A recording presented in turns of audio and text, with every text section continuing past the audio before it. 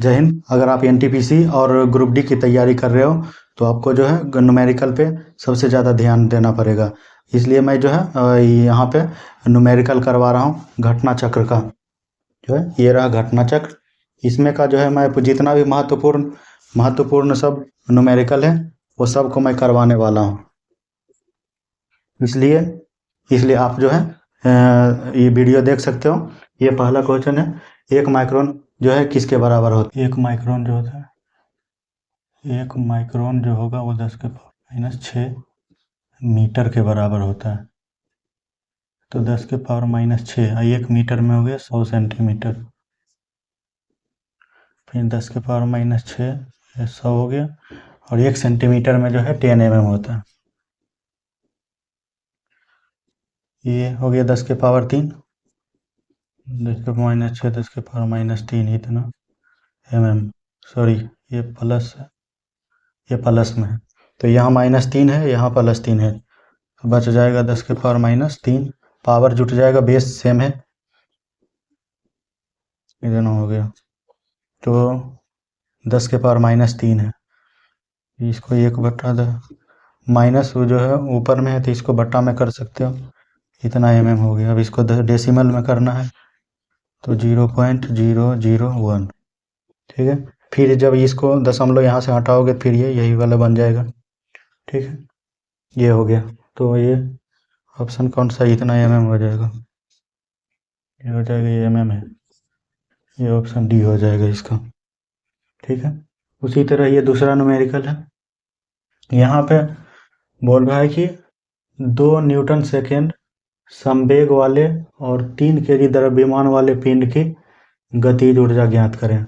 ये पूछा हुआ क्वेश्चन है आरआरबी गोरखपुर 2003 ESM में, ठीक है। तो यहाँ संवेग दे रखा है, मोमेंटम P दे रखा है आपको 2 न्यूटन सेकेंड, द्रव्यमान दे रखा है आपको 3 kg।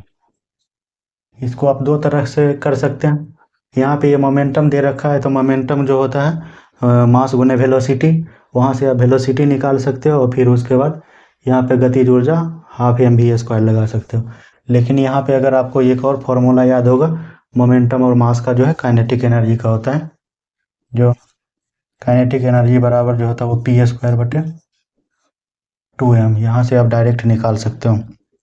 p मोमेंटम दे रखा 2 का स्क्वायर, और यहाँ 2 गुने मास दे रखा 3 kg, तो 4, यहाँ से 1 तो 2 कट जाएगा, बच जाएगा 2, और 2/3 इतना जूल हो गया,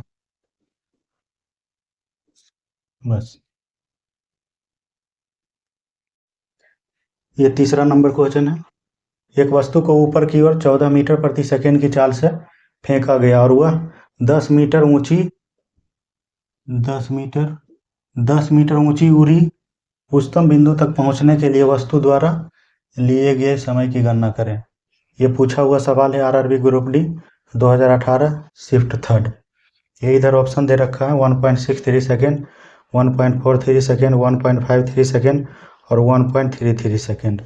तो सबसे पहले आप कैसे करोगे, तो सबसे पहले तो ये दे रखा है आपको कि एक वस्तु को ऊपर की ओर फेंका गया, मतलब इनिशियल वेलोसिटी आपको दे रखी है 14 मीटर प्रति सेकेंड, ठीक है। और वह 10 मीटर ऊंची उड़ी, हाइट दे रखा है 10 मीटर, ठीक है। उच्चतम बिंदु तक पहुंचने के लिए वस्तु द्वारा लिए गए समय की गणना करें। जैसे ही ये ऊपर बिंदु तक पहुंचेगा, आपने यहाँ से फेंका, ठीक है। तो यहाँ पे इनिशियल वेलोसिटी दे रखा है कितना, 14 मीटर प्रति सेकेंड। जैसे ही ये इस बिंदु पर पहुंचेगा तो यहाँ पे फाइनल वेलोसिटी मीन्स अंतिम जो वेग होगा वो 0 हो जाएगा, 0 मीटर प्रति सेकेंड। तो यहाँ पे आप फॉर्मूला लगा सकते हैं। कोई भी चीज़ जो है आप नीचे से ऊपर की ओर फेंक रहे हो, ऊपर की ओर, तो जी लगेगा, लेकिन यहाँ पे माइनस जी लगेगा, ठीक है। क्योंकि ये जो है जी जो है हमेशा नीचे की ओर वो प्लस होता है और ऊपर की ओर जब फेंकोगे तो ये माइनस होता है, ठीक है। तो यहाँ पे लगा सकते हो आप फॉर्मूला V बराबर U minus G T, V बराबर होता है U minus G T.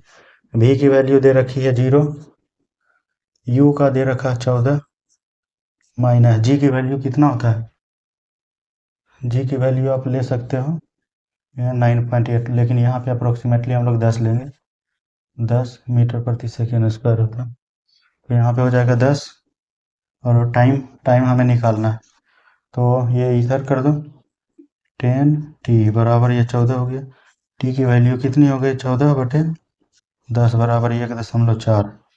T की वैल्यू हो गई 1.4 सेकेंड। ठीक है, 1.4 सेकेंड कहाँ है, ये वाला ऑप्शन हो जाएगा। आप यहाँ पे 9.8 भी लेके बना सकते हो, लेकिन 9.8 में ये जो है कैलकुलेशन थोड़ा टफ हो जाएगा, इसलिए जो है आप 10 कंसीडर कर सकते हैं। 10 में भी यहाँ पे आंसर आ गया, इसलिए आपको 9.8 लेने की ज़रूरत नहीं है। देखो, चार चार नंबर क्वेश्चन एकदम सेम ही है। किसी गेंद को यदि ऊपर की ओर 25 मीटर प्रति सेकेंड के प्रारंभिक वेग, यहाँ बोल रखा है, ये u की वैल्यू यदि यहाँ पे बोल रखा है, ये जो है u यहाँ दे रखा है, 25 मीटर प्रति सेकेंड के प्रारंभिक वेग से फेंका जाए तो इसे अपने उच्चतम बिंदु तक पहुंचने में कितना समय लगेगा। सेम क्वेश्चन है, यहाँ पे जी का मान ये दे दिया है, ये भी आरआरबी ग्रुप डी का सवाल है 2018 का। इस तरह का जो है बहुत सारा क्वेश्चन आता है। ठीक है, ये इधर ऑप्शन है 2.5 सेकेंड, 5 सेकेंड, 50 सेकेंड और 10 सेकेंड। इसमें सेम फॉर्मूला लगेगा।